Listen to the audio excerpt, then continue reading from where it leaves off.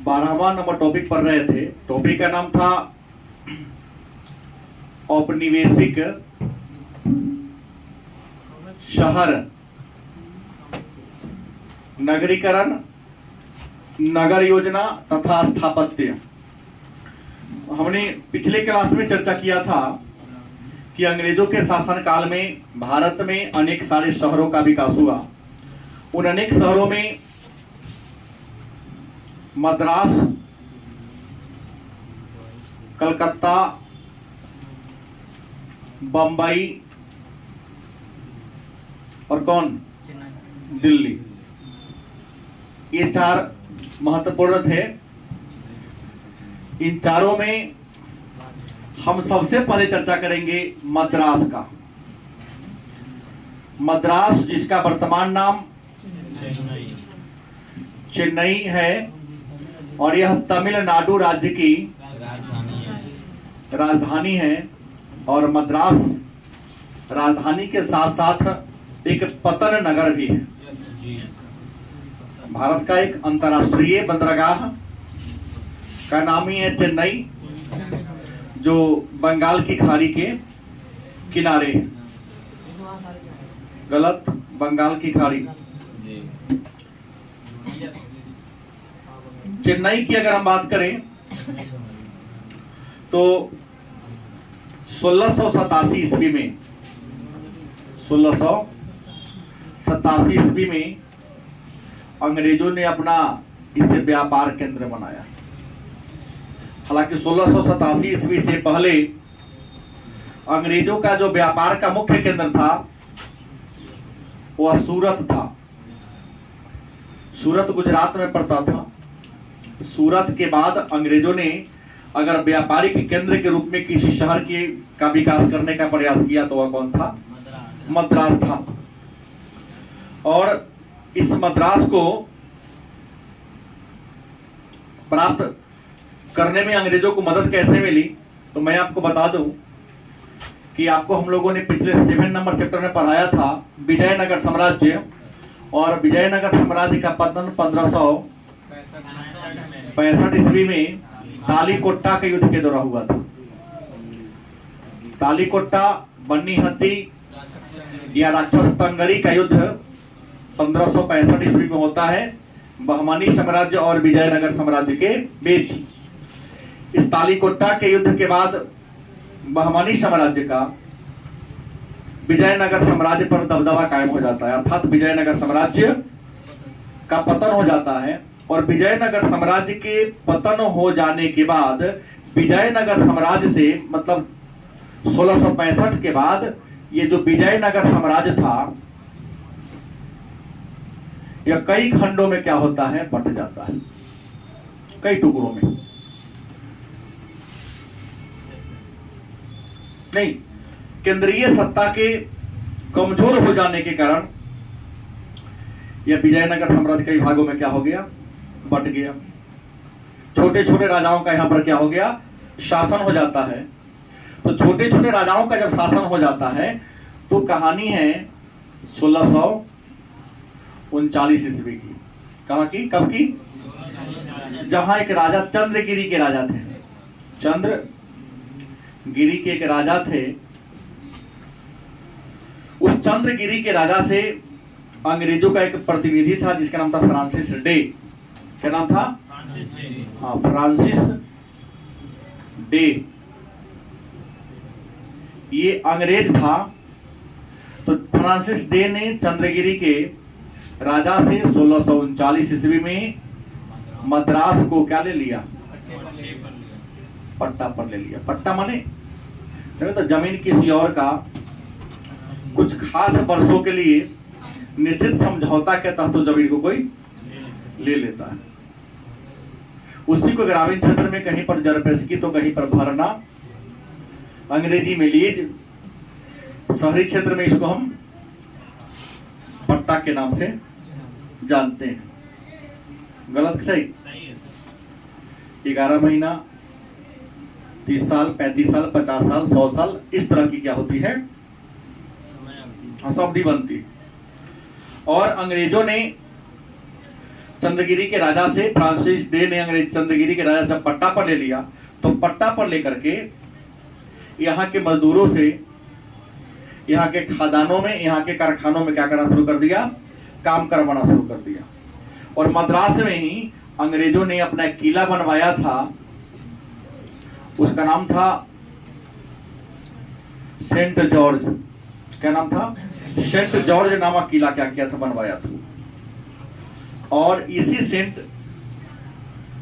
मद्रास शहर में या सेंट जॉर्ज के अंदर भारतीयों को रहने का परमिशन नहीं था। भारतीय लोग किला से बहुत दूर रहते थे, जिसका नाम रख दिया था ब्लैक टाउन, और इसका अपना नाम क्या रखता, व्हाइट टाउन।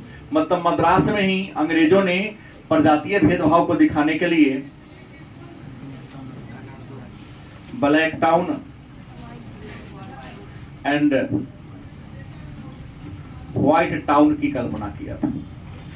मतलब काला और गोरा शहर की कल्पना इसी मद्रास शहर में अंग्रेजों ने करने का काम किया था। एक बात रख दें कि मद्रास में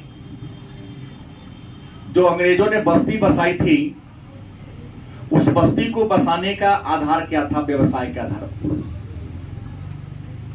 अंग्रेजों ने मद्रास में जो बस्ती बसाया, वह बस्ती किस आधार पर बसाया? तो व्यवसाय के आधार पर। किस आधार पर? मतलब बिजनेस के आधार पर। जो जैसा बिजनेस करता था उसके मोहल्ला का नाम ही अलग कर दिया। जैसे अगर हम बात करें बुनक्कर, चाहे धोबी, कपड़ा बिनने वाले को बुनक्कर कहते हैं, कपड़ा साफ करने वाले को हमारे समझ में धोबी कहा जाता है। तो बुनक्कर या धोबी का जो मोहल्ला था, उसका नाम रखा था वासर पेटमैन।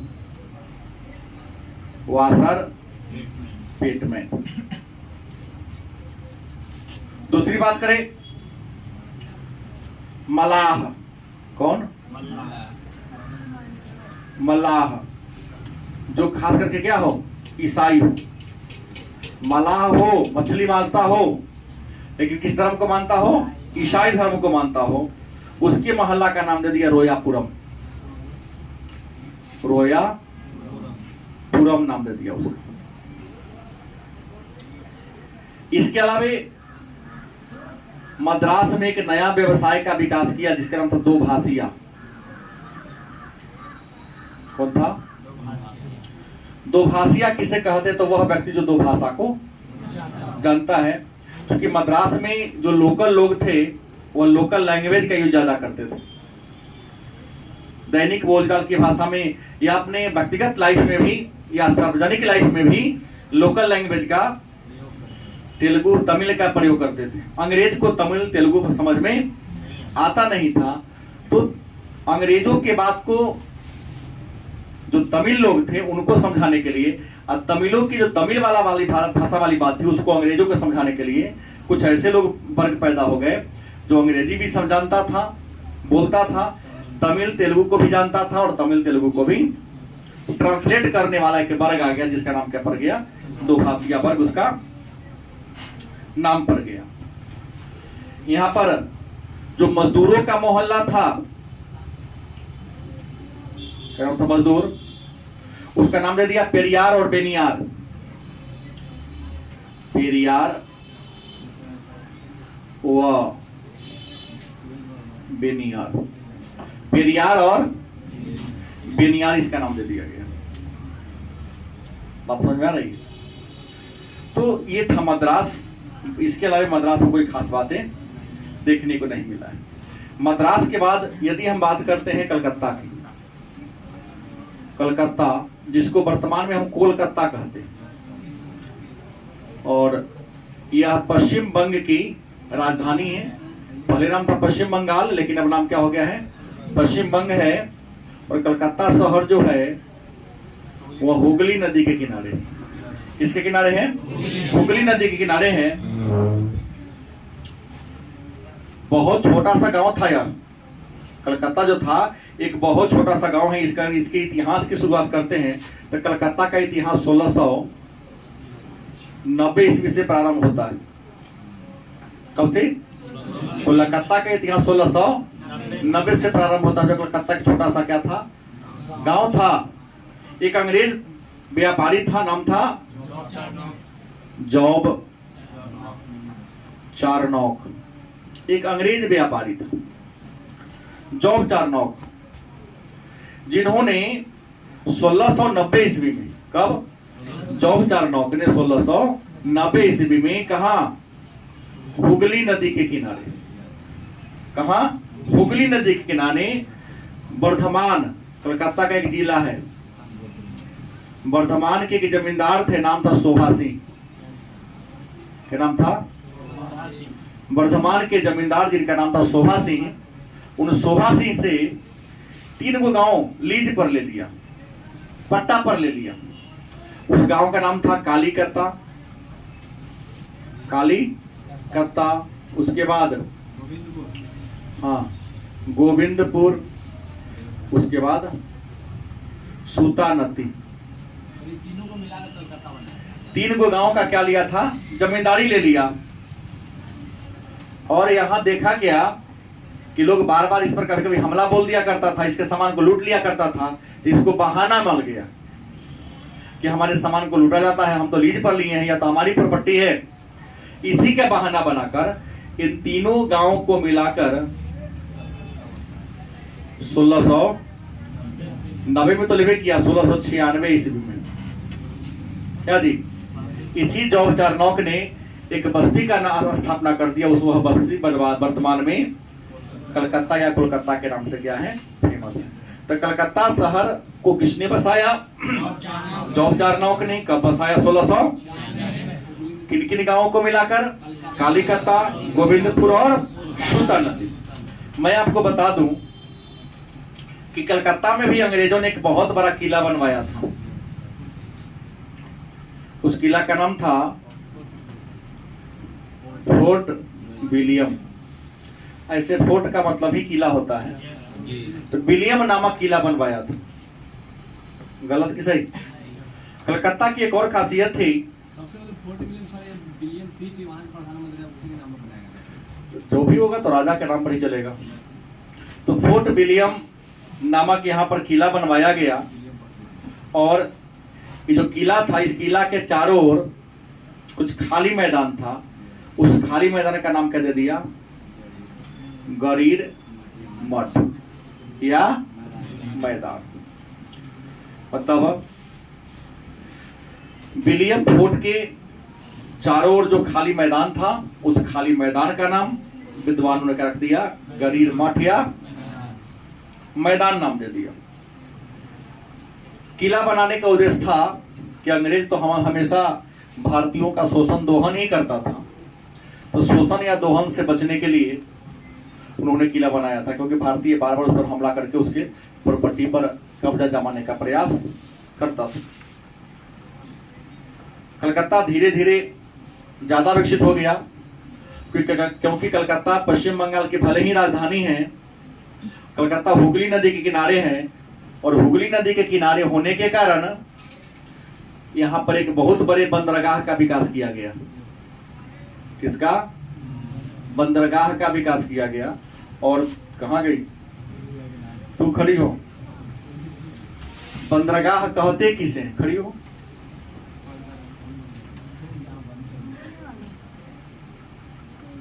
नहीं मालूम है,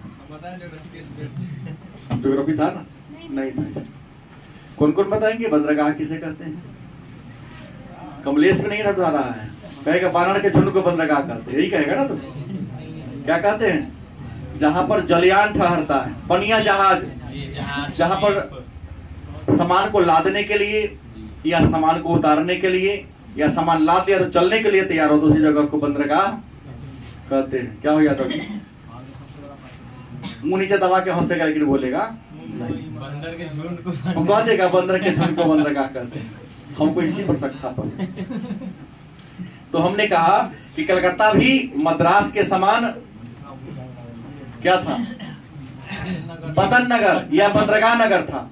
और दक्षिण एशिया का सबसे बड़ा अगर कोई बंदरगाह है कलकत्ता ही। चाय के व्यापार के लिए विश्व में सबसे अधिक फेमस कलकत्ता बंदरगाह है जी। नाम है सर श्यामा प्रसाद मुखर्जी बंदरगाह। हाँ, इधर रखा गया है। लेकिन कोलकाता बंदरगाह जो हुगली नदी के किनारे है, इसी यह हुगली नदी गंगा की सहायक नदी है। पानी घट गया है, यह लोड ज्यादा है, तो इसके लोड को कम करने के लिए हल्दिया बंदरगाह बना और हुगली नदी पर बांध बनाने की बात चल रही थी, तब पश्चिम बांग्लादेश विरोध करता है। हालांकि फराक्का समझौता हुआ है सर 1996 में। जैसे हुगली नदी जो है गंगा से ही तो निकलती है, और इसलिए कहा गंगा की ही वहां नाम है, जी सहायक नहीं है, फरक्का गंगा में का ही बट नाम जाती है, फरक्का में बट जाती है। पश्चिम बंगाल में कई धाराओं में बढ़ जाती है, छिपरिका में बढ़ जाती है, उसका जो मेन है वो हुगली है। गंगा नदी को बंगाल में भागीरथी नदी भी कहा। गंगा नदी अलकनंदा और भागीरथी देवप्रयाग से पहले, देवप्रयाग से ऊपर, जैसे यहाँ पर मान लो देवप्रयाग है उत्तराखंड में, तो देवप्रयाग से इधर दो नदी आती है, एक का नाम है अलकनंदा, एक का नाम है भागीरथी। और इसी देवप्रयाग में यह दोनों नदी पहली बार मैदानी क्षेत्र में प्रवेश करती है और यहाँ से जब आगे बढ़ते यहीं पर इसका नाम पड़ जाता है गंगा। दोनों का रंग डिफरेंट मिलता नहीं।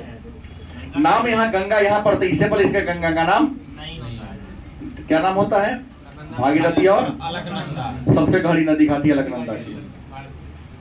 कई बार सर दिखाता भी मोबाइल में दोनों का आकर रंग मिलती मिलता है। नहीं है कुछ वैसे। नहीं, यहाँ नहीं पड़ता, यहाँ मिलता है। दूसरे समुद्र के वाले आप चल रहे हैं। जी नहीं मिलता सर, है। दोनों का रंग दिखाया जाता है। आपको बता दें, अब संगम की बात बोल रहे हैं, जहाँ गंगा, यमुना और सरस्वती उत्तर प्रदेश के प्रयागराज में जी तीनों नदी का संगम है, जहाँ हर 12 वर्षों के बाद वहाँ बहुत बड़ा मेला लगता है जिसको कुंभ कहते हैं।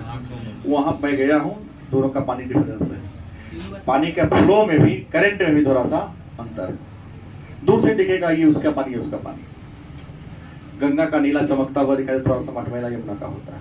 सरस्वती भी अंदर से ब्लैक पानी लिए हुए, लेकिन दिखता ऊपर नहीं आ पाता। तो हमने कहा कि कलकत्ता एक बंदरगाह शहर भी है, एक छोटे से गांव से विकसित इतना ज्यादा हो गया कि 1773 के रेगुलेटिंग एक्ट के तहत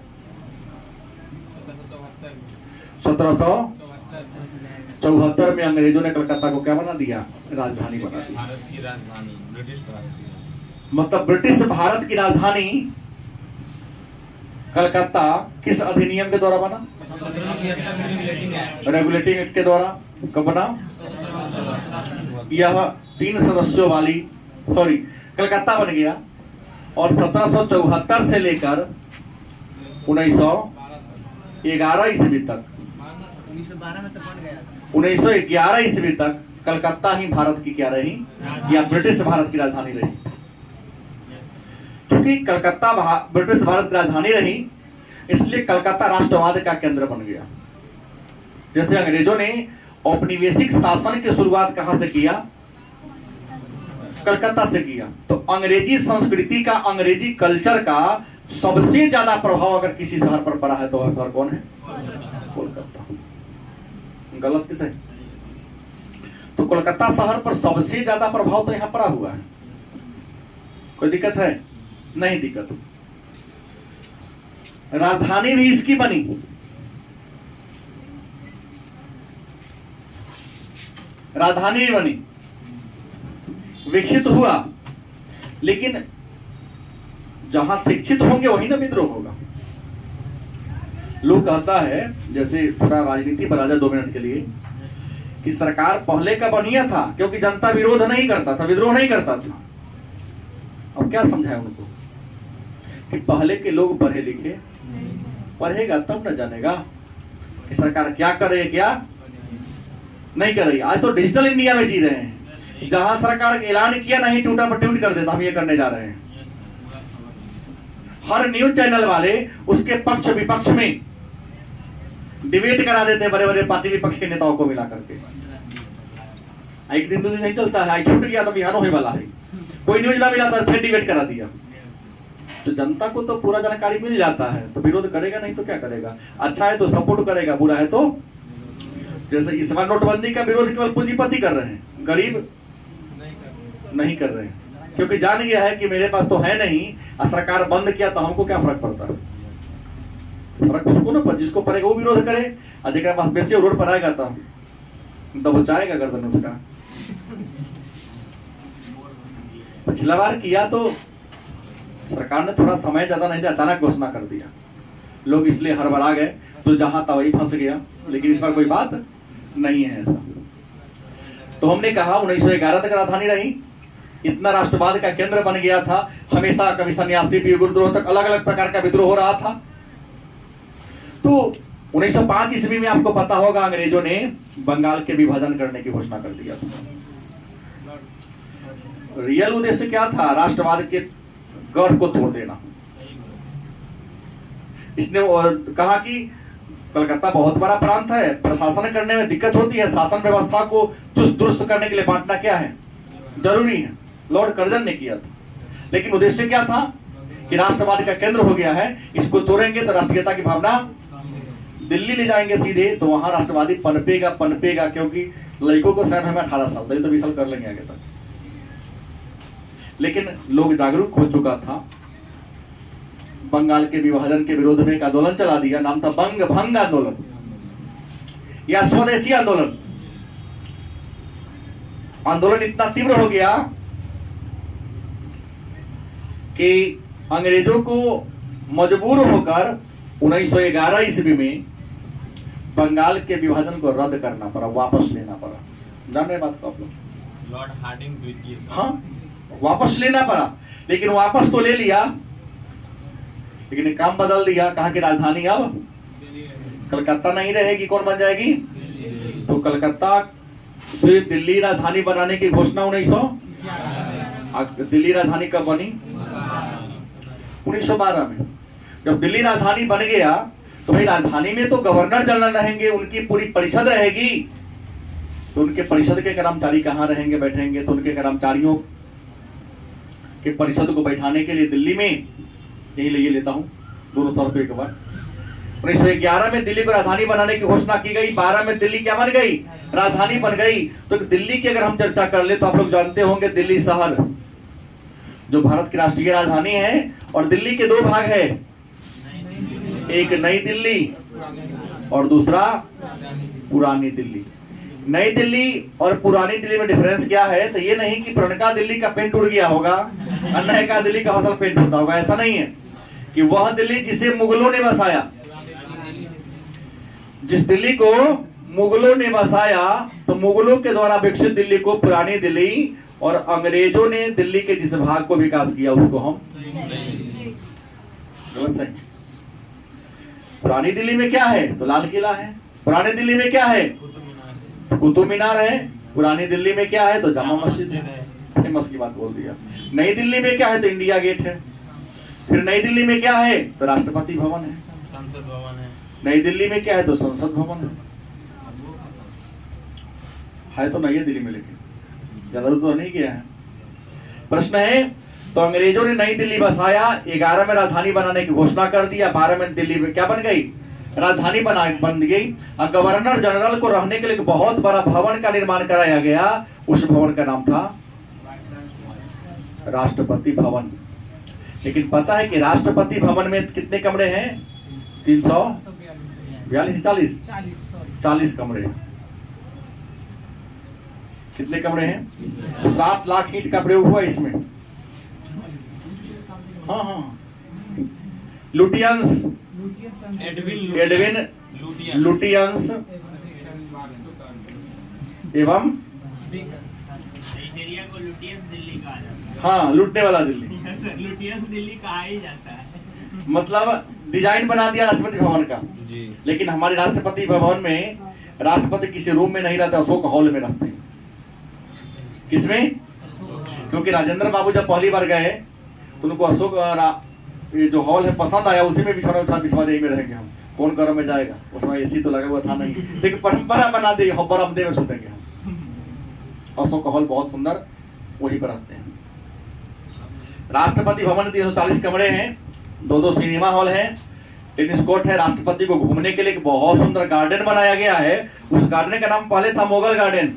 अमृत उद्यान। हाँ, मुगल गार्डन नाम था, दुनिया का सबसे खूबसूरत गार्डन। आज इसका नाम हो गया है अमृत उद्यान। 3000 प्रकार के फूल है इसमें।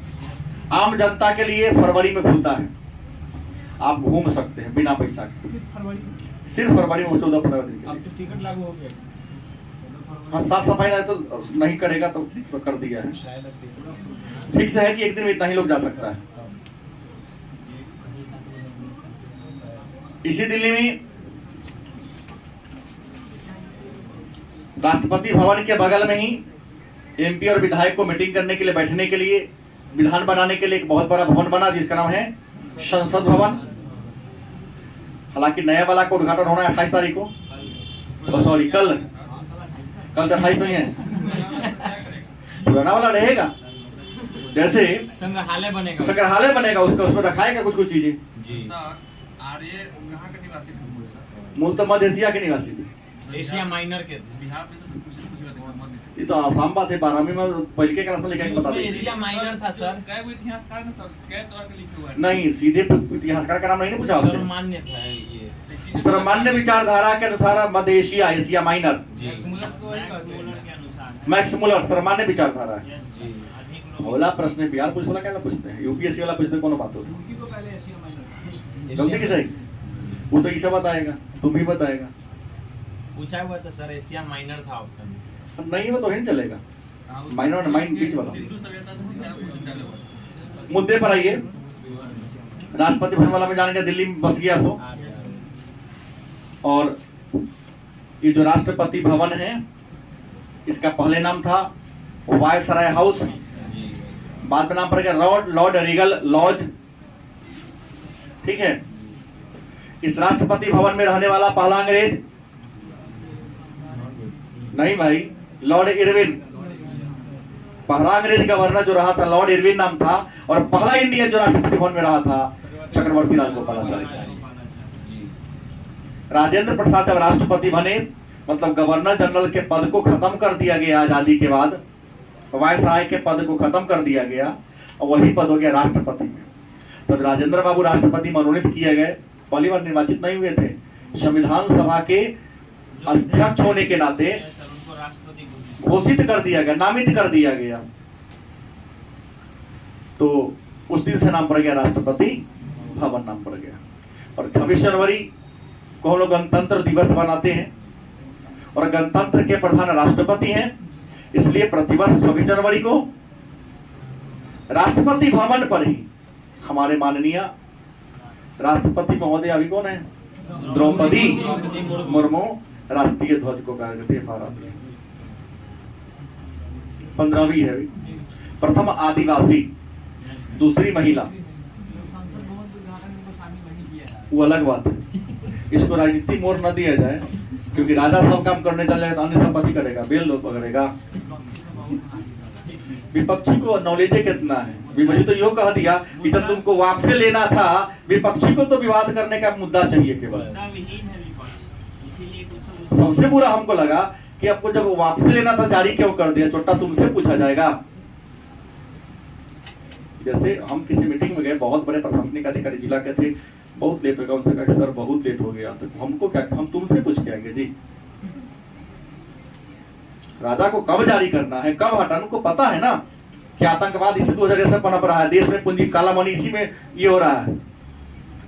हमने तो कहा मोदी जी लेट कर दिए, इनको 2 साल में हटा लेना चाहिए था, और बहुत जल्दी 500 को वापस ले, जितना बड़ा नोट है हटा दे।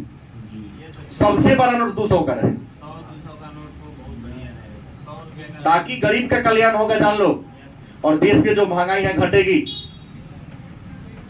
और एक नियम उनको बना देना चाहिए कि नोट को बंद करने का, चालू करने का राइट केवल किसको है, आरबीआई को, न तो भारत सरकार के सिक्का का वित्त मंत्रालय के वित्त सचिव के पास। जो दुकानदार सिक्का नहीं लेते हैं, क्योंकि आरबीआई 50 पैसा बंद नहीं की है, भारी होगा इसलिए नहीं। अलग बात है, असीमित अवैध मुद्रा नहीं है, सीमित मात्रा में ले सकता है। कहेंगे न लेंगे उस पर देशद्रोह का मुकदमा चला दीजिए, महंगाई तब जाएगी। नहीं तो सामान का दाम हो 50 रुपया, 50 पैसा लेता है, 50 रुपए को नहीं लेता है। हर स्थिति में घाटा गरीब को है, जान लेना। और सरकार गरीब के मैक्सिमम कानून गरीब के हित के लिए बनता है, लेकिन ज्ञान के अभाव में पूंजीपति वर्ग के 300 के लालच में आकर सरकार की नीति का विरोध कर देता है। हर क्षेत्र में होता है। उस जिस दिन आप जानिएगा ना आप भी विरोध है, नहीं कीजिएगा। तो मैंने कहा दिल्ली में बन गया राष्ट्रपति भवन, 2 शहर का हमने कहानी बता दिया। लेकिन कलकत्ता बन गया है, कलकत्ता भारत का सांस्कृतिक राजधानी हो गया है, यस सर, यस वर्तमान और दिल्ली भारत की प्रशासनिक राजधानी। गलत कि सही? कलकत्ता में कुछ और भी बातें हैं। मैं विकास की कहानी बता रहा था, तो गवर्नर जनरल जो बहाल होके आते थे उनका कार्यकाल कितने वर्षों का होता है? 5 वर्षों का होता है। 1798 ईस्वी में एक अंग्रेज गवर्नर बनकर आए थे जिनका नाम था लॉर्ड बेलेजली। क्या नाम था? बेलेजली यहाँ पर आए थे।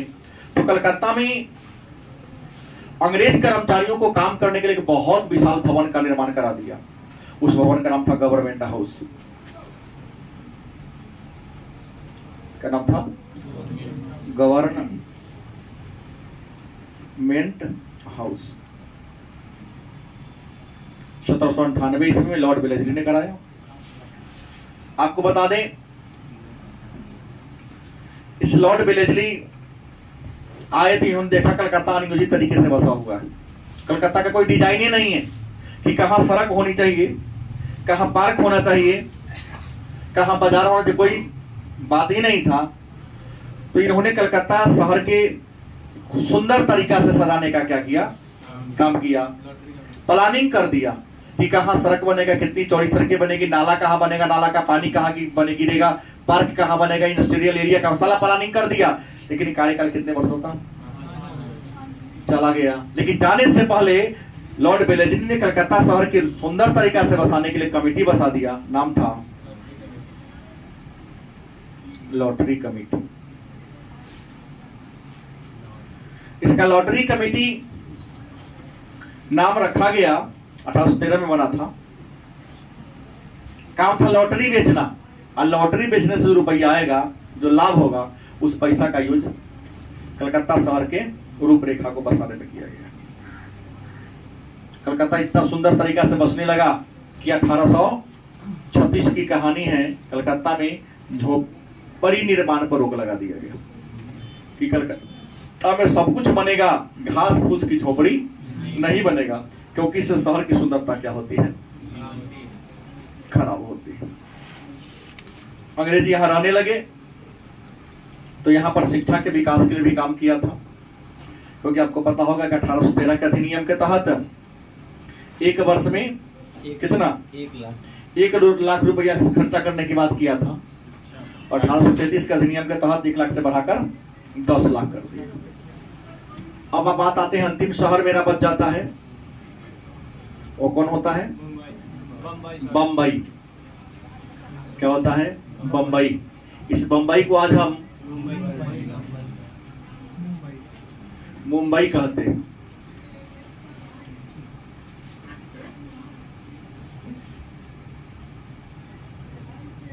मुंबई कहते हैं। ये जो मुंबई है, महाराष्ट्र राज्य की क्या है? राजधानी है, और ये जो है अरब सागर के किनारे। ये भारत का सबसे बड़ा बंदरगाह आप कह सकते हैं। इतना बड़ा है कि इसके लोड को कम करने के लिए और बगल में नया बंदरगाह बना दिया गया है, नहावा शेवा। ये भारत का सबसे बड़ा प्राकृतिक बंदरगाह है मुंबई, जिसका नाम रियल नाम है पंडित नेहरू, हाँ पंडित जवाहरलाल नेहरू अंतर्राष्ट्रीय पतन। इसी का नाम सर शायद अब दीनदयाल उपाध्याय बंदरगाह कर दिया। नेहरू जी वाला नहीं बदलेगा। नेहरू जी के बदलने के मतलब क्या स्थिति गड़बड़ा जाएगा? सत्ता में आएंगे तो किसी मुगल के नाम को चेंज किया जा सकता है, दिल्ली सल्तनत को चेंज किया जा सकता है। नेहरू को करेगा तो गड़बड़ी नहीं हो जाएगा।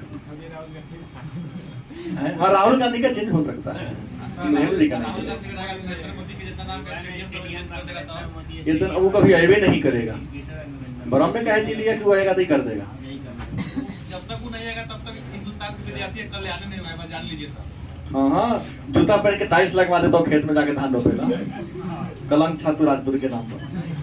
जब भी सपोर्ट किया, कांग्रेस सपोर्ट किया, कल भी सपोर्ट किया, आज भी करते हैं। हाँ, करे रहा ना, कुछ ना करता हूँ। कैसे नहीं करेगा? क्या जी?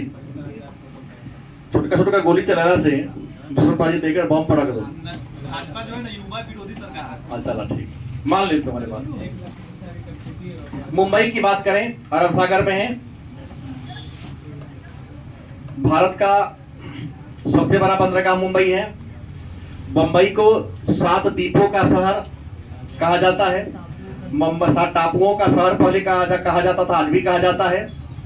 अंग्रेजों के शासनकाल में मुंबई अफीम के व्यापार के लिए फेमस था। गलत कि सही? यहाँ पर बहुत बड़े पैमाने पर अफीम का कारोबार होता था।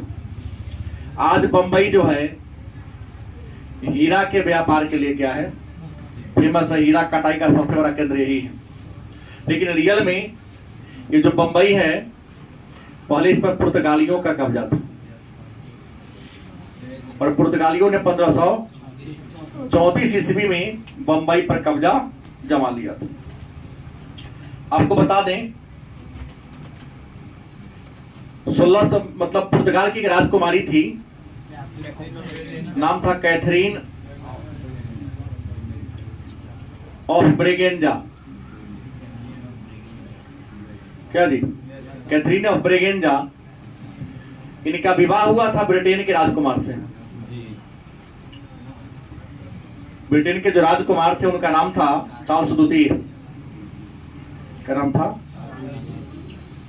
द्वितीय नाम था। तो पुर्तगाल की राजकुमारी कैथरीन ऑफ ब्रेगेंजा का विवाह चार्ल्स द्वितीय से हुआ। तो विवाह के अवसर पर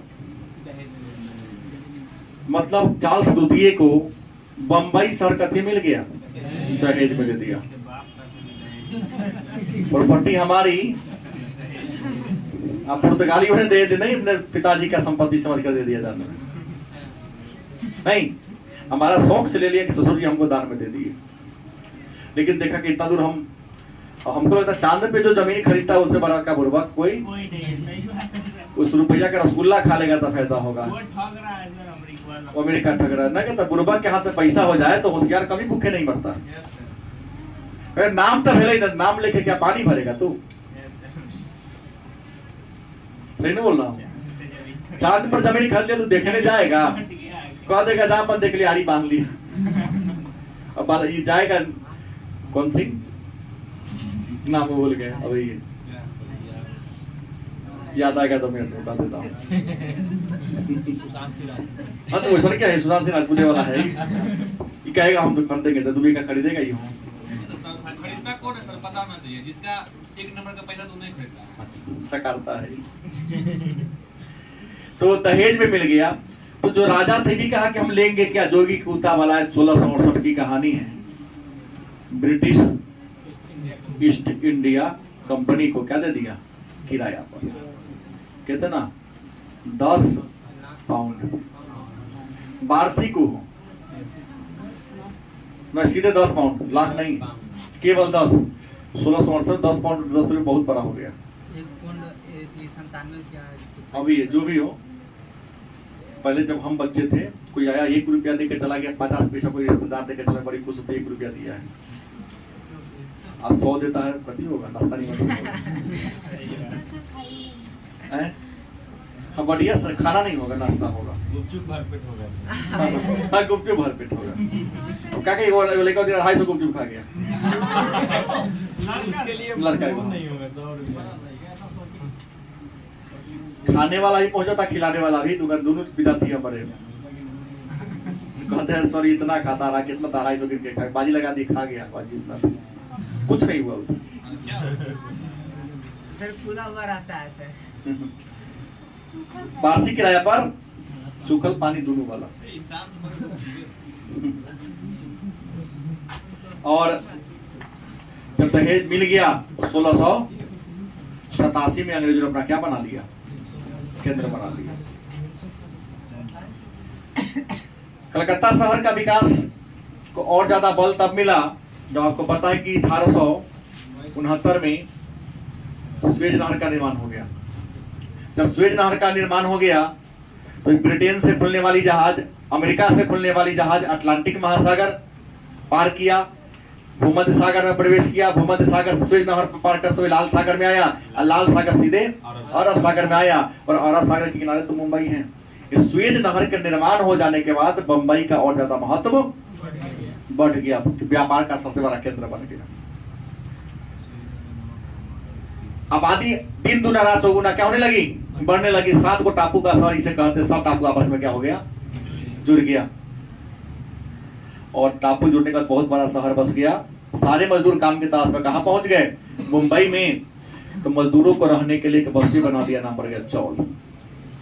देखिए रियल में झुग्गी झोपड़ी नहीं है, बहुमंजिली इमारत है, लेकिन यहाँ किसी प्रकार की सुविधा नहीं है, खास किसी प्रकार की सुविधा नहीं है। अब अंग्रेजों को एक चौल बना लिया, यहाँ पर रहने लगे।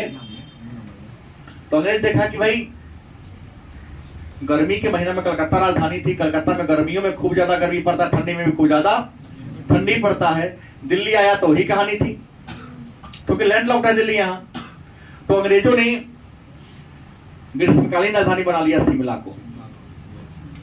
अंग्रेजों की ग्रीष्मकालीन राजधानी कहाँ थी, शिमला। और शिमला शहर की स्थापना 1815-16 ईस्वी में चौथे आंग्ल मराठा युद्ध के समय किया गया था। शिमला के हाँ, चौथे आंग्ल मराठा युद्ध के समय 1815-16 में किया गया था। और उनके दार्जिलिंग की बात करते हैं। दार्जिलिंग जो है इसको सिक्किम के राजा से छीना था अंग्रेजों ने। सिक्किम के राजा से दार्जिलिंग को क्या कर लिया था, छीन लिया था, और इसे पर्वतीय शहर के रूप में क्या कर दिया था, विकसित कर दिया था। अंग्रेज यहाँ आया, रहने लगा। तो अंग्रेज अपने बच्चों को शिक्षा देने के लिए, पढ़ाने के लिए यहाँ पर नहीं बोर्डिंग स्कूल खोला था। ऐसा बोर्डिंग स्कूल बोलता है जितना ईसाई है सब। हाँ, बोर्डिंग स्कूल खोला। और अंग्रेजों ने भारत में कहां कहां खोला, सनावर, ऊटी में कहां खोला, सनावर, ऊटी, दार्जिलिंग, ताकि हमारे बच्चे इसमें क्या कर सके, सनावर, ऊटी और दार्जिलिंग में बोर्डिंग स्कूल खोला अपने बच्चों को पढ़ने के लिए। इंडियन को यहाँ पर परमिशन नहीं था। तो हमने कहा शिमला जो एक पर्वतीय शहर है, राजधानी बनाया। शिमला के अलावा नैनीताल, दार्जिलिंग, ऊटी, अनेक सारे शहर जो पहाड़ के ऊंचाई पर था उसको विकसित कर दिया। कारण दो था, स्वास्थ्यवर्धक नगर, क्योंकि नीचे रहेगा तब प्रदूषण से स्वास्थ्य अगर बढ़ाता था। गर्मी के दिन छुट्टी बनाने पहाड़ के ऊंचाई पर चल जाता था। इन दार्जिलिंग में, इन पहाड़ों पर अंग्रेज मनोरंजन के लिए रेल भी बनवाया था, नाम था कालका शिमला रेलवे। यूनेस्को में है अभी। हाँ, कालका शिमला बहुत खूबसूरत है। दुनिया पहाड़ पर तो बना हुआ है, लेकिन इतना खूबसूरत है, मनोरंजन के लिए बनाया था। खूबसूरत है, खिड़की बहुत बड़ा बना है इसका। वाइट वाइट अंग्रेजों ने अपने मनोरंजन के लिए कि यहाँ घूमने जाएंगे तो हम लोग वहां पैदल थोड़ी घूमेंगे, रेलें बनवा दिया। पतली रेल लाइन पर क्या होती है, चलती है। कहा जाता है कि जब शिमला को राजधानी बना दिया तो 12 महीना में से 8 महीना राजधानी कौन रहता था, शिमला। और जब प्रचंड गर्मी पर 4 महीना पड़ता था धर्मशाला, तो कलकत्ता में राजधानी रहता मार्च से था। अक्टूबर तक था शिमला। मार्च से अक्टूबर, सही बोला आपने। ग्रीष्मकालीन राजधानी। हाँ, मार्च से अक्टूबर शिमला होता था, और शीतकालीन नवंबर से लगभग मार्च तक कलकत्ता में राजधानी रहता था। जैसे बिहार की राजधानी भी कहाँ है, पटना। लेकिन पटना जब बिहार का वर्गीकरण नहीं हुआ था, बंटवारा नहीं हुआ था झारखंड के रूप में, तो बिहार की भी एक ग्रीष्मकालीन राजधानी थी और थी रांची। कहाँ थी, रांची थी। इस बात को तो आप लोग पहले से ही जानते थे। तो ये रहा आपका पाठ संख्या 12, अंग्रेजों के शासनकाल में बसे प्रमुख शहर। कल से हम लोग पूरी मॉडर्न इंडिया में प्रवेश करेंगे। पहले महात्मा गांधी के जीवन चरित्र को जानेंगे और पुनः उनके द्वारा प्रारंभ किए गए प्रमुख आंदोलन के बारे में चर्चा करेंगे।